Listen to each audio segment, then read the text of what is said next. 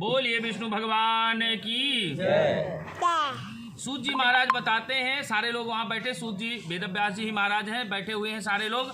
तो महाराज वो प्रश्न करते हैं, फिर कहते हैं महाराज एक चीज बताइए, जब भगवान विष्णु ने, किसने, भगवान विष्णु ने जब नारद भगवान को बताया, नारद ऋषि को बताया, तो क्या उसके बाद किसी ने भगवान सत्यनारायण के पूजन को किया? और पूजन किया तो क्या किसी को लाभ मिला क्या?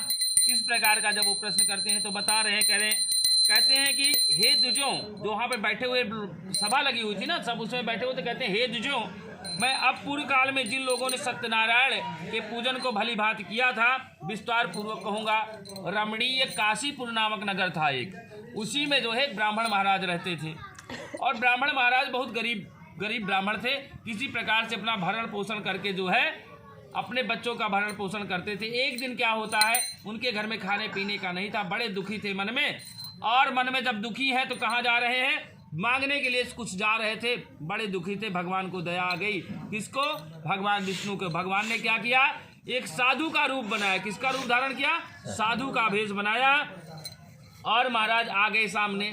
पंडित जी ने देखा, कहा हमारे घर में तो खाने का खुद ही नहीं है, ये भी आ गए, इनको कहाँ से दूंगा। आए, देखो जब मन प्रसन्न रहता है तो सबसे बात करना अच्छा लगता है, जो भी आ जाए उससे सब कुछ अच्छा लगता है, और जब मन अच्छा नहीं है भैया तो कुछ अच्छा नहीं लागत, ठीक है।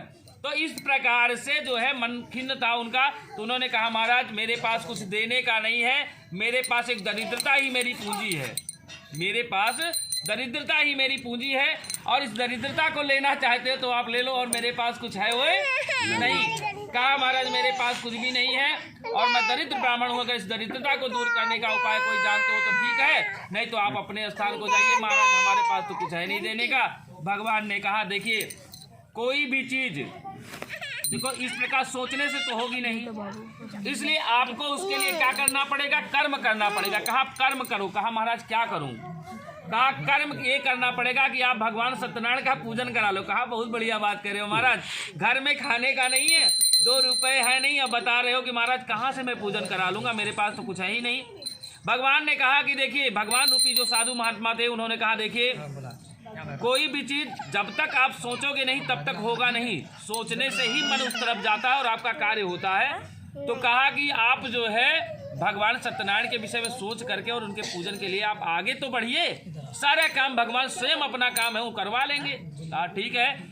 इस प्रकार से उन्होंने कह करके और जो है वो चले गए, और भगवान जो पंडित महाराज थे उन्होंने कहा देखो एकादशी तो इसे हो रही है पर डे, भोजन वैसे भी नहीं मिलता। कहा कोई बात नहीं, एक दिन और सही, हम जो है एक दिन और सही, हम जो है कुछ भी खाएंगे पिएंगे नहीं, लेकिन भगवान सत्यनारायण के पूजन को अवश्य ही करेंगे। भगवान कहते हैं ना, जब नीके दिन आई हैं बनत न लगी है देर। भगवान की जब कृपा हो जाती है तो सारे काम अपने आप ही सुलभ हो जाते हैं। अब उनके ऊपर भगवान की भैया कृपा हो गई, और जहां मांगने के लिए जा रहे हैं ना वहीं भर भर के लोग दे रहे हैं। जो बोलने को तैयार नहीं होते थे कि पंडित जी आओ कहीं मांग न ले, बगल हो जाते थे, आज भर भर के दे रहे हैं। खूब सारा उनको धन मिलता है, और धन ला करके पंडित महाराज ने खूब विधि विधान के साथ भगवान सत्यनारायण के पूजन को किया। भगवान सत्यनारायण के पूजन को करने से क्या हुआ, उनके घर में माँ लक्ष्मी की कृपा हो गई, और जब माँ लक्ष्मी की कृपा हो गई भैया जानते हो सारा कुछ बदल जाता है। सब कुछ बदल गया, सब कुछ ब्रांडेड हो गया, खूब अच्छी तरह से अच्छे वस्त्र हो गए, रहना खाना सब कुछ बदल गया। समय बीतते देर नहीं लगता। एक दिन जो है भगवान सत्यनारायण का पूजन कर रहे थे, उसी समय एक साधु जो है एक लकड़हारा लकड़ी काटने के लिए जंगल में गया था, लौट रहा था, प्यास लगी थी, देखा सुंदर घर है, कहा चलूंगा तो कुछ पानी वानी पीने को मिल जाएगा। इस प्रकार का मन में सोच करके वो जो है वहाँ पे आया, और जब देखता है तो वही पंडित महाराज जिनके पास खाने का अन्न नहीं था, फटे हाल बिल्कुल बेकार थे, कपड़े में 4 जगह फटा रहता था, आज पता चला अच्छे वस्त्रों को पहन करके वहाँ बैठे हुए, देख करके वो जो है स्तब्ध रह जाता है। और भगवान का पूजन जब संपन्न होता है, प्रसाद खाने के बाद वो पूछता है कि महाराज एक चीज़ बता दीजिए, किस कार्य को करने से आपको इस प्रकार का जो है लाभ मिल गया और इतने बड़े धनवान आप हो गए। वो बताता है, कहता है कि देखिए ये सब भगवान सत्यनारायण की कृपा से हुआ है, भगवान नारायण की कृपा से सब चीज़ सुलभ हुई है, और हम करने कराने वाले कुछ नहीं है, हमारे पास तो कुछ जैसे तब थे वैसे हम आ जाएं, लेकिन सब भगवान नारायण की कृपा से माँ लक्ष्मी की कृपा हो गई है।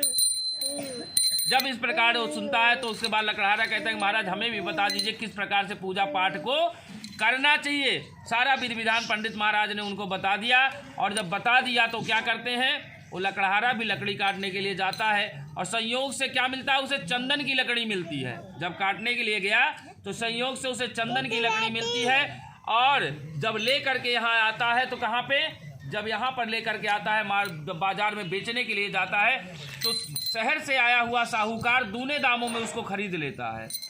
दूने दामों में उसको खरीद लिया।